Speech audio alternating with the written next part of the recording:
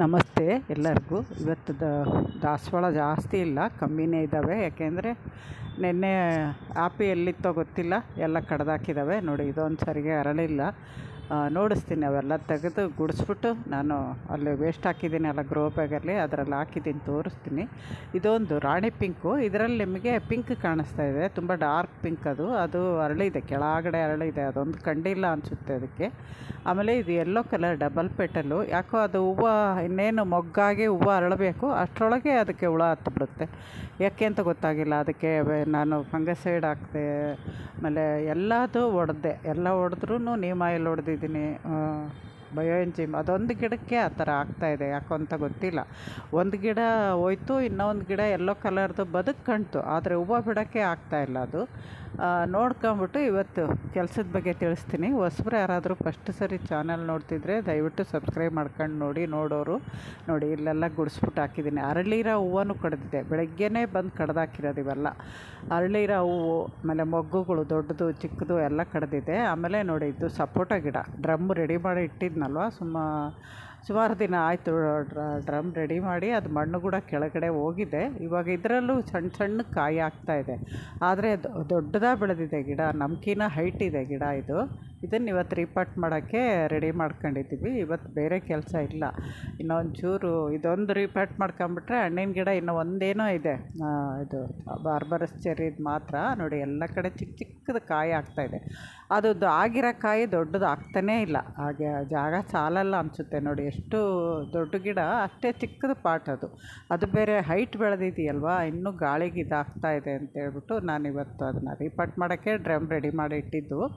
ನೇರಳೆಹಣ್ಣಿನ drum ತೆಗೆದುಬಿಟ್ಟಿದ್ವಲ್ಲ ಅದಕ್ಕೆ. ಯಾಕೆಂದರೆ ಇದು ಕಾಯಿ ಬಿಡುತ್ತೆ, ಈ ಥರ ಗಿಡನ ಹಾಕಿದ್ರೆ ಹಣ್ಣು ಆಗುತ್ತೆ ಅನ್ನೋದಕ್ಕೆ ಇವಾಗ ಶಿಫ್ಟ್ ಮಾಡ್ತಾಯಿದ್ದೀನಿ. ನೋಡಿ, ಇದು ಎರೆಹುಳ ಇದೆ, ಅದರಿಂದ ಸುತ್ತ ಸ್ವಲ್ಪ ಗಾಳಿ ಒಳಗಡೆ ಹೋಗಂಗೆ ನಾವು ಈ ಥರ ಮಣ್ಣು ಲೂಸ್ ಮಾಡ್ಕೋಬೇಕು. ಮಧ್ಯದಲ್ಲಿ ಇಲ್ಲ ಅಂದರೂ ಈಗ ಸೈಡಲ್ಲಿ, ಎಲ್ಲ ಸೈಡಲ್ಲಿ ಫಸ್ಟ್ ಈ ಥರ ಎಲ್ಲ ಲೂಸ್ ಮಾಡ್ಕೊಂಡು, ಸ್ವಲ್ಪ ಇದು ದೊಡ್ಡ ಗಿಡನೇ ಅಲ್ವಾ, ಬೇಗನೆ ಬರುತ್ತೆ. ತುಂಬ ಕಷ್ಟಪಡಬೇಕಾಗಿಲ್ಲ. ಇಷ್ಟು ದೊಡ್ಡದಾಗಿ ಬೆಳೆದಿದ್ದಾಗ ಬೇರೆ ಜಾಸ್ತಿನೂ ಆಗಿರ್ಬೋದು ಇದು. ಅದರಿಂದ ನಾನು ನಿಧಾನವಾಗಿ ತೆಗಿತಾ ಇದ್ದೀನಿ. ಎರೆಹುಳ ಇದ್ದಾವೆ, ನಾನು ನೋಡಿದ್ದೀನಿ ಕ್ಲೀನ್ ಮಾಡಬೇಕಾದ್ರೆ. ಅದರಿಂದ ನಾನು ಸ್ವಲ್ಪ ಎರೆಹುಳಕ್ಕೂ ಡ್ಯಾಮೇಜ್ ಆಗಬಾರ್ದಲ್ವ, ಅದರಿಂದ ತೆಗೆದಿದ್ದೀನಿ. ಅದರಲ್ಲಿ ಒಂದು ಕಂಬಿ ಇಟ್ಟಿದ್ವಿ, ಅದು ತುಂಬ ಚೆನ್ನಾಗಿ ಆಳವಾಗಿ ಹೋಗ್ಬಿಟ್ಟಿದೆ. ನಾನು ಕಂಬಿ, ಅದು ದೊಡ್ಡ ಗಿಡ ಅಲ್ಲ ಅಂತ ಆಳವಾಗಿ ಉಣ್ಬಿಟ್ಟು ಅದಕ್ಕೆ ದಾರ ಹಾಕಿ ಕಟ್ತಾಯಿದ್ದೆ. ಇವಾಗ ಅದನ್ನು ತೆಗಿಯೋದು ಸ್ವಲ್ಪ ಲೇಟ್ ಆಯಿತು. ಅದಾದಮೇಲೆ ಇವನ್ನೆಲ್ಲ ಒಂದು ಚೂರು ಮಣ್ಣು ಎಲ್ಲ ಕಡೆ ಉದುರಿಸ್ಕೊಂಬಿಟ್ಟು ನಿಧಾನವಾಗಿ ತೆಗೆದಿದ್ದೀನಿ. ಮಣ್ಣು ನೋಡಿದ್ರೆ ಗೊತ್ತಾಗುತ್ತೆ. ಇದಕ್ಕೆ ಮೊನ್ನೆ ಕುರಿ ಗೊಬ್ಬರನೂ ಕೊಟ್ಟಿದ್ದೀನಿ, 1.5 ಇಡಿ ಕುರಿ ಗೊಬ್ಬರ ಕೊಟ್ಟಿದ್ದೀನಿ. ಅದರಿಂದ ಈ ಮಣ್ಣನ್ನು ನಾನು ಮೇಲ್ಗಡೆ ಸ್ವಲ್ಪ ಹಾಕ್ತೀನಿ. ಮಣ್ಣು ಚೆನ್ನಾಗಿದೆ, ಬೇರು ಜಾಸ್ತಿ ಆಗಿರ್ಬೋದು. ಆಮೇಲೆ ಅದು ಗಿಡಕ್ಕೆ ಜಾಸ್ತಿ ಎನರ್ಜಿ ಸಾಲಲ್ಲ, ಚಿಕ್ಕದು ಅಂತೇಳಿ ತೆಗಿತಾ ಇದ್ದೀನಿ. ಗಿಡ ಮಾತ್ರ ತುಂಬ ಬುಷಿಯಾಗಿ ಹೈಟ್ ಬೆಳೆದಿದೆ, ಹೈಟ್ ಬೆಳೆದಿತ್ತು. ಅದು ನಾನು ಲೈಟಾಗಿ ಹೋದ ವರ್ಷ ಪ್ರೂನ್ ಮಾಡ್ಕೊಂಡಿದ್ದೆ. ಪ್ರೂನ್ ಮಾಡ್ಕೊಂಡಾದಮೇಲೆ ಮತ್ತೆ ಸೈಡಲ್ಲೆಲ್ಲ ಬ್ರಾಂಚಸ್ ಬಂತು, ತೆಗೆದಿದೆ. ಇದು ಇವಾಗ ನಾವು ಮಣ್ಣೆಲ್ಲ ತೆಗಿತಾ ಇದ್ದೀವಿ. ನೋಡಿ, ಈ ಥರ ಮಣ್ಣು ಸ್ವಲ್ಪ ಲೂಸ್ ಮಾಡ್ಕೊಂಡು ತೆಗಿಬೇಕು. ಈ ಥರ ಪೂರ್ತಿ ಒಂದೇ ಸರಿ ಕೀಳೋಕ್ಕಾಗಲ್ಲ. ಆ ಕಾರ ಕೀಳಿದ್ರೆ ಬೇರು ಡ್ಯಾಮೇಜ್ ಆಗ್ತವೆ. ನೋಡಿ, ಆ ಕಂಬಿ ಅಷ್ಟು ಮಣ್ಣು ತೆಗೆದಿದ್ರೂ ಅಲಗಾಡಲ್ಲ. ಆ ಕಬ್ಬಿಣದ್ದು ಅದು ಕೋಲು, ಅದು ಕಬ್ಬಿಣಾಂಶನೂ ಸಿಕ್ಕಂಗಿರುತ್ತೆ, ಗಿಡಕ್ಕೆ ಕಟ್ಟೋಕ್ಕೂ ಇರುತ್ತೆ ಅಂತ ನಾನು ಆಳವಾಗಿ ಉಣ್ಬಿಟ್ಟಿದ್ದೆ. ಅದು ಇವಾಗ ತೆಗ್ದಿದ್ದೀವಿ. ಬಂತು ನೋಡಿ, ಗಿಡ ಬಂತು, ಈ ಥರ ಬಂದಿದೆ. ಬೇರೇನು ತುಂಬ ಜಾಸ್ತಿನೂ ಆಗಿಲ್ಲ, ಕಮ್ಮಿನೂ ಅಂತಲೂ ಇಲ್ಲ. ಹಬ್ಬ ಅಂದರೆ ಇನ್ನೂ ಒಂದು 6 ತಿಂಗಳು ಅದೇ ಪಾಟಲ್ಲಿ ಬೆಳಿಬೋದು. ಅದಾದಮೇಲೆ ಬೇರೆ ಜಾಸ್ತಿ ಆಗ್ಬಿಡುತ್ತೆ. ಇವಾಗೇ ರೀಪಾಟ್ ಮಾಡ್ಕೊಂಬಿಟ್ರೆ ಇನ್ನು ಡ್ರಮ್ ಅಲ್ವಾ, ಮತ್ತೆ ರೀಪಾಟ್ ಮಾಡ್ಕೊಳಕ್ಕಿರಲ್ಲ. ನೋಡಿ, ಎರೆಹುಳ ನಾನು ಹೇಳಿದ್ನಲ್ಲ, ನೋಡಿದ್ದೆ ಅಂತ. ಕೆಳಗಡೆ ಪೂರ್ತಿ ತೆಗೆದ್ಮೇಲೆ ಅವು ಸಿಕ್ತು.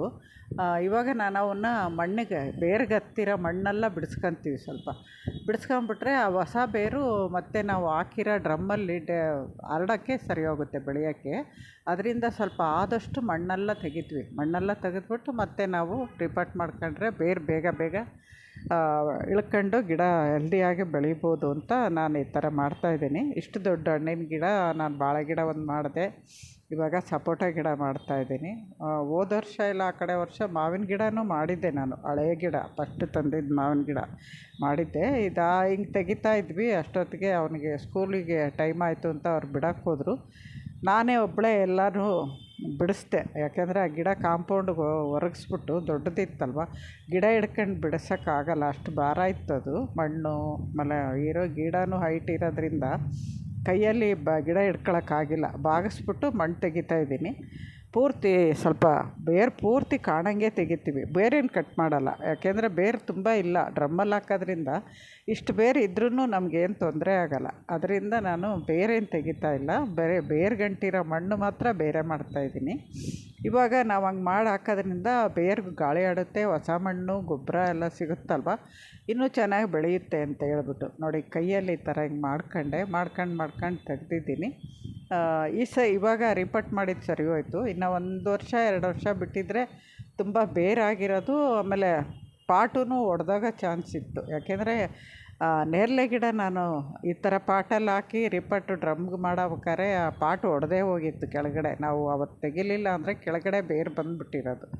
ಇವೂ ಅಷ್ಟೇ ದೊಡ್ಡ ದೊಡ್ಡ ಗಿಡ ಅಲ್ವಾ, ಅದಕ್ಕೆ ನಾವು 2 ವರ್ಷಕ್ಕಾರ ಒಂದು ಸರಿ ರಿಪೋರ್ಟ್ ಮಾಡ್ಕೊಂಡು, ತುಂಬ ಬೇರು ಬಂದಿದ್ದರೆ ಸ್ವಲ್ಪ ಕಟ್ ಮಾಡ್ಕೊಂಡು ಇಡಬೇಕು. ಇಲ್ಲ ಅಂದರೆ ಅದರಲ್ಲೇ ಬಿಟ್ಟರೆ ಕಾಯಿನೂ ಬಿಡಲ್ಲ, ಆಮೇಲೆ ಉಬ್ಬನೂ ಆಗೋಲ್ಲ, ಆಮೇಲೆ ಬೇರೆಲ್ಲ ಕೆಳಗಡೆ ಬಂದು ತೊಂದರೆ ಆಗುತ್ತೆ, ಬಾಟು ಒಡೆದೋಗುತ್ತೆ, ಗಿಡನೂ ಏನೂ ಉಪಯೋಗ ಇರೋಲ್ಲ, ಸುಮ್ಮನೆ ಬೆಳೀತಾ ಇರುತ್ತೆ. ಅದರಿಂದ ನೀವು ಹಣ್ಣಿನ ಗಿಡ ನಾವು ದೊಡ್ಡದಾಗಿ ಬೆಳೆಯೋ ಗಿಡ ಪಾಟಲ್ಲಿ ಬೆಳೆಸ್ಬೇಕಾದ್ರೆ ನಾವು ಅದಕ್ಕೆ ತಕ್ಕನಾಗಿ ರಿಪಾಟಿಂಗು ಕೇರಿಂಗು ಎಲ್ಲ ಮಾಡಬೇಕು.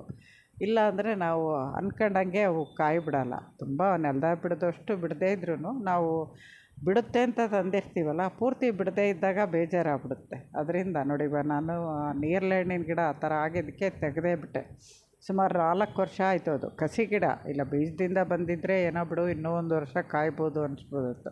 ಕಸಿ ಗಿಡನೇ 4 ವರ್ಷ ಕಾದಿದ್ದೀನಿ, ಬಿಟ್ಟಿಲ್ಲ ಅದು. ಒಂದು ಸರಿನೂ ಹೂವು ಕೂಡ ಆಗಿರಲಿಲ್ಲ. ಇವಾಗ ನಾನು ತೆಗ್ದಿದ್ದೀನಿ ನೋಡಿ, ಎಲ್ಲ ತೆಗೆದ್ಬಿಟ್ಟು ಅವ್ರು ಇನ್ನೂ ಬಂದಿರಲಿಲ್ಲ, ಪೂರ್ತಿ ಬಿಡಿಸ್ಕೊಂಡಿದ್ದೀನಿ. ಇಷ್ಟಿದೆ ಬೇರು, ತುಂಬ ದಪ್ಪ ಏನಾಗಿಲ್ಲ ಬೇರು, ಸುಮಾರಾಗಿದೆ. ಇನ್ನು ಬೇಬಿ ಬೇರ್ಸ್ ಎಲ್ಲ ಬರ್ತಾಯಿದ್ದಾವೆ, ಇವೇ ಜಾಸ್ತಿ ಆಗೋದು ಲಾಸ್ಟಿಗೆ. ಆಮೇಲೆ ನಾನೇ ತಗೊಂಡೋಗಿ ನೋಡಿ, ಇದು ಡ್ರಮ್ಮಲ್ಲಿ ಮಣ್ಣು ಪೂರ್ತಿ ಕೆಳಗೆ ಹೋಗಿದೆ, ಹಾಕಿರೋದು ತುಂಬ ಹಾಕಿದ್ದೆ ನಾನು. ನೋಡಿದರೆ ಗೊತ್ತಿರುತ್ತೆ, ನೀವು ಡ್ರಮ್ ಫಿಲಪ್ ಮಾಡವ ನೋಡಿದರೆ ಗೊತ್ತಿರುತ್ತೆ. ಮೇಗಳವರೆಗೂ ಹಾಕಿದ್ವಿ, ಮಳೆ ನೀರು ನಾವು ಹಾಕೋ ನೀರು ಎಲ್ಲ ಸೇರಿಬಿಟ್ಟು ಕೆಳಗಡೆ ಗಟ್ಟಿಯಾಗಿ ಕೂತಿದೆ. ಇವಾಗ ಇದೇನು ತೊಂದರೆ ಆಗೋಲ್ಲ. ನಾನು ಗಿಡ ಇಟ್ಟು ನೋಡ್ತೀನಿ, ನೋಡಿಬಿಟ್ಟು ಅದೇನಾದ್ರು ಮಧ್ಯೆ ಒಂಚೂರು ಮಾಡಬೇಕಾ ಅಥವಾ ಕರೆಕ್ಟಾಗಿದೆಯೋ ನೋಡಿಬಿಟ್ಟು ಗಿಡ ಇಡ್ತೀವಿ. ಸ್ವಲ್ಪ ಮಧ್ಯದಲ್ಲಿ ತೆಗಿಬೇಕಾಯ್ತು, 1 ಇಂಚು ಮಧ್ಯ ತೆಗೆದ್ಬಿಟ್ಟು ಮತ್ತೆ ಗಿಡ ಇಟ್ಟಿದ್ದಾಯಿತು. ಅಷ್ಟೊತ್ತಿಗೆ ಬಂದರು. ನಾನು ಹಿಂಗೆ ತಗೊಂಡೋಗ್ತಾ ಇರೋದು ಒಬ್ಬಳೇ, ಒಂದು ಕೈಯಲ್ಲಿ ಫೋನ್ ಹಿಡ್ಕೊಂಡು ಒಂದು ಕೈಯಲ್ಲಿ ಗಿಡ ಹಿಡ್ಕೊಂಡು ಹೋಗ್ತಾಯಿದ್ದೀನಿ. ಯಾಕೆಂದರೆ ಮಣ್ಣು ತೆಗೆದುಬಿಟ್ಟಿರೋದ್ರಿಂದ ಗಿಡ ಸ್ವಲ್ಪ ಭಾರ ಕಮ್ಮಿಯಾಗಿತ್ತು, ಅದಕ್ಕೆ ಒಬ್ಬಳೇ ತಗೊಂಡೋಗಿ ನಾನು ಅಳತೆ ನೋಡ್ತಾಯಿದ್ದೆ. ಅಷ್ಟೊತ್ತಿಗೆ ಬಂದರು ಅವರು. ಆಮೇಲೆ ಅವರು ಮಣ್ಣು ತಂದು ನಾನು ಗಿಡ ಒಬ್ರು ಹಿಡ್ಕೋಬೇಕು, ಒಬ್ರು ಮಣ್ಣು ಹಾಕಬೇಕು, ಇಲ್ಲ ಅಂದರೆ ಬಾಗ್ಬಿಡುತ್ತೆ ಇಷ್ಟು ದೊಡ್ಡ ಗಿಡ. ಅದಕ್ಕೆ ಇವಾಗ ನೋಡಿ ನಾನು ಹಿಡ್ಕೊಂಡು ಕೂತಿದ್ದೀನಿ ಇಲ್ಲಿ. ಅವರು ಕಲಸಿರೋ ಮಣ್ಣು ಅದೇ ನಾವು ಇದರಿಂದ ತೆಗೆದ್ವಲ್ಲ, ಅದೇ ಮಣ್ಣು ಹಾಕ್ತಾಯಿದ್ವಿ.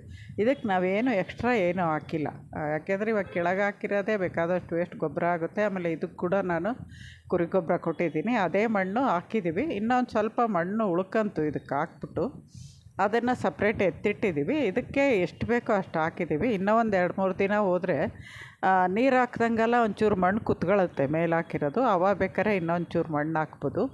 ಇವಾಗ ಪೂರ್ತಿ ಮಣ್ಣು ತುಂಬಿಬಿಡ್ತೀವಿ ನಾವು ಡ್ರಮ್ಮಿಗೆ. ಒಂದು ಇಂಚು ಬಿಟ್ಬಿಟ್ಟು ಮಿಕ್ಕಿದ್ದೆಲ್ಲ ತುಂಬಿಬಿಡ್ತೀವಿ. ಅದು ನಿಧಾನವಾಗಿ ಕೆಳಗಡೆ ಹೋಗುತ್ತೆ, ವೇಸ್ಟು ಕೆಳಗಡೆ ಕೊಳ್ತಂಗಲ್ಲ, ಗಿಡ ಇನ್ನೊಂಚೂರು ಕೆಳಗೆ ಹೋಗುತ್ತೆ, ಇನ್ನೊಂದು ಸ್ವಲ್ಪ ಜಾಗ ಆಗುತ್ತೆ. ಆವಾಗ ನೋಡ್ಕೊಂಡು ನಾವು ಇದು ಮಾಡ್ಬೋದು. ಆವಾಗ ಮಣ್ಣು ಹಾಕಿದ್ರೂ ಹಾಕ್ಬೋದು, ಇಲ್ಲ ಅಷ್ಟೇ ನಾವು ಇನ್ನೊಂದು ಸರಿ ಗೊಬ್ಬರ ಕೊಡೋಕ್ಕೆ ಅಂತ ಜಾಗ ಮಾಡ್ಕೊಂಡು ಇಟ್ಕೊಬೋದು. ಇವಾಗ ಚೇಪೆ ಗಿಡದಲ್ಲಿ ನೋಡಿ ಎಷ್ಟು ಆಳವಾಗಿ ಹೋಗಿದೆ ಅದು, ಸುಮಾರು ಒಂದು ಗೇಣು ಕೆಳಗಡೆ ಇದೆ ಅದು ಮಣ್ಣು. ಆ ಥರ ಆಗುತ್ತೆ. ಅದಕ್ಕೆ ಇವಾಗ ಡ್ರಮ್ಮಲ್ಲಿ ಹಾಕ್ಬೇಕಾದ್ರೆ ಇದನ್ನು ನೀವು ಮತ್ತೆ ಪದೇ ಏನು ರಿಪಾರ್ಟ್ ಮಾಡೋಂಗಿಲ್ಲ. ನೋಡಿ ಇದು ಗಿಡ ನಾನು ಬಾಗ್ಬಿಟ್ಟಿತ್ತು, ಗಾಳಿಗೆ ಇದಾಗುತ್ತೆ ಅಂತ ಕಟ್ಟಿದ್ರೆ ಅಲ್ಲಿ ಬಿರುಕು ಬಿಟ್ಬಿಡ್ತು. ಯಾಕೆಂದರೆ ಇನ್ನು ಇವಾಗ ತಾನೇ ಇಟ್ಟಿರೋದು ಬೇರಲ್ವ, ಅದರಿಂದ ಹೇಳೋದು ರಿಪಾರ್ಟ್ ಮಾಡಿದ ತಕ್ಷಣ ಗಿಡ ಅಲ್ಗಾಡ್ದಂಗೆ ನೋಡ್ಕೋಬೇಕು. ಆಮೇಲೆ ಇದಕ್ಕೊಂದು 2 ಚಮಚ ಎಪ್ಸಮ್ ಸಾಲ್ಟ್ ಹಾಕಿದ್ದೀನಿ ನಾನು, ದೊಡ್ಡ ಗಿಡ ಅಂತ ಹಾಕ್ಬಿಟ್ಟು ಈ ಥರ ಕಟ್ಟಿದ್ದೀನಿ ಆ ಕಡೆ ಸೈಡಲ್ಲಿ. ಗಾಳಿ ಬಂದ್ರೂ ಅದು ಶೇಕ್ ಆಗಬಾರ್ದು, ಬೇರೆಲ್ಲ ಇಳ್ಕೊಳ್ಳೋವರೆಗೂ. ನಮಸ್ತೆ, ಇನ್ನೊಂದು ವಿಡಿಯೋದಲ್ಲಿ ಸಿಗ್ತೀನಿ.